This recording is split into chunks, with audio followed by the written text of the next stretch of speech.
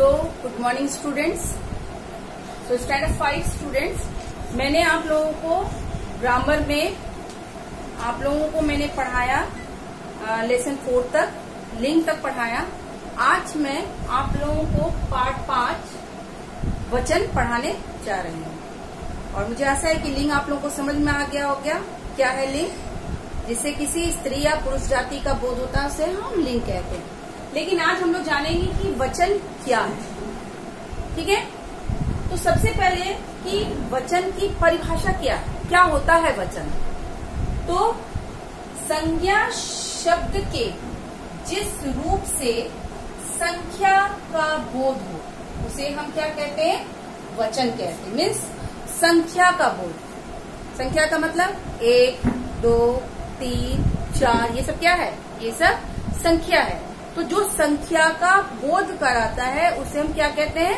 वचन कहते हैं। जैसे अभी आप लोग देखिए कि मेरे हाथ में ये क्या है? ये चौक है और इसकी संख्या कितनी है? एक संख्या है। ठीक है, अब देखिए मेरे हाथ में अब कितनी संख्या है चौक की? 2 है, तो 2 संख्या, 1 संख्या और 2 संख्या। ये रहा किताब। ये किताब जो है मेरे पास वो कितना है? 1 है। ठीक है, अब देखिए इसकी संख्या कितनी हो गई? 2 हो गई। अब बताइए इसकी संख्या कितनी हो गई? 3 हो गई। तो यहाँ पर क्या बताने की कोशिश किया गया है कि संज्ञा शब्द के जिस रूप से क्या करता है? संख्या का बोध कराता है उसे हम क्या कहते हैं? वचन कहते हैं। अब यहाँ पर जैसे एग्जाम्पल में तौर पर मैंने दिया, ये पिक्चर है चूहा का। यहाँ चूहा की संख्या कितनी है? 1 है, तो चूहा हो गया। लेकिन यहाँ पर चूहा की संख्या 1 तो नहीं है। कितने हैं? 1 है, 2 है, 3 भी हो सकता है, 4 भी हो सकता है, 5 भी हो सकता है। तो यहाँ पर चूहा की संख्या ज्यादा है, तो ये क्या हो जाएगा? चूहे। ठीक है, तो ये हम लोग बाद में देखेंगे। तो आपको समझ में आ गया कि ये वचन क्या है? सिंपल में अगर इतना आपको याद नहीं होता है तो जो संख्या का बोध कराता है उसे हम वचन कहते हैं। आप लोग याद करने में अगर लगता है कि संज्ञा शब्द के जिस रूप से, तो आप सिंपली बोल सकते हैं कि जिससे संख्या का बोध हो उसे हम वचन कहते हैं। क्लियर हो गया? अभी देखिए वचन को 2 भेद बताया गया। वचन के 2 भेद बताए। सबसे पहला है एक वचन। अब एक वचन का मतलब क्या है? एक संख्या के बारे में बता रहा है यहाँ पर। तो जिससे एक संख्या का बोध हो उसे हम क्या कहते हैं? एक वचन। जैसे अभी मैंने बताया ये चौक, ये क्या है? एक संख्या का बोध करा रहा है, ये एक वचन में हो गया चौक। ये क्या हो गया? किताब, एक संख्या का बता रहा है। ठीक उसी प्रकार ये देखिए ये क्या है? कलम।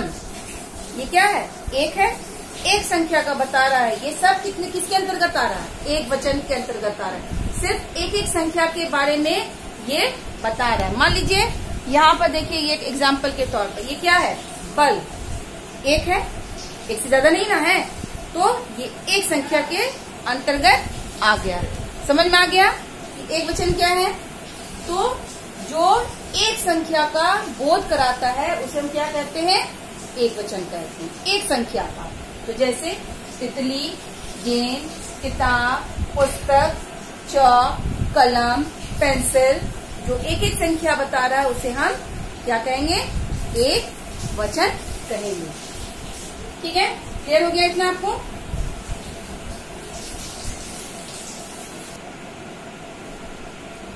तो स्टूडेंट हम लोगों ने अभी देखा एक वचन। अभी हम लोग देखेंगे बहुवचन क्या है। बहुवचन जिससे एक से अधिक संख्या का बोध हो उसे हम बहुवचन कहते हैं। एक वचन में एक संख्या का बोध हो और बहुवचन में एक से अधिक, चाहे 2 हो सकता है, चाहे 3 हो सकता है, चाहे 4 हो सकता है, मीन्स एक से ज्यादा। अब जैसे कि मैंने आपको बताया था ये किताब के बारे में, एक मैंने एग्जाम्पल दिया था ये किताब। अभी क्या है? ये किताब है या पुस्तक भी कह सकते हैं इसको। तो मेरे हाथ में 1 है, तो ये क्या हो जाएगा? सिर्फ किताब हो जाएगा। लेकिन मेरे हाथ में एक से ज्यादा किताब आ गए, देखिए 1 2 3, तो तभी ये किताब रहेगा नहीं, ये परिवर्तित हो जाएगा क्योंकि एक से ज्यादा संख्या के बारे में बतलाया जा रहा है, इसलिए ये किताब हो गया एक, ये हो गया एक वचन, और ये 3 जब हम डाल देंगे तो ये बहुवचन में हो जाएगा और क्या हो जाएगा, किताबें। ठीक है, उसी तरह हमने बताया था पेन के बारे में, एक कलम, एक से ज्यादा क्या बोलेंगे, कलमे। ठीक है, तो यहाँ पर देख लीजिए एग्जाम्पल में मैंने बताया था तितली।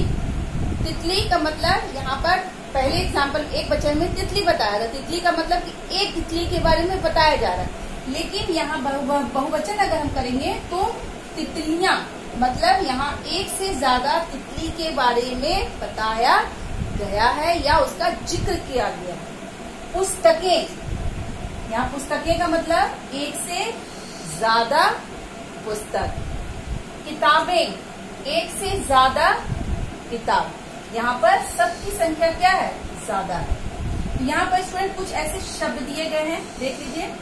चूहा, चूहा मतलब सिंगल वन चूहा है ना, लेकिन चूहे एक से ज्यादा हो गए। तिथि, तिथियां, चिड़िया, चिड़िया, इस पर चंद्रबिंदु लग गए। एक ये चिड़िया मतलब एक चिड़िया, चिड़िया एक से ज्यादा।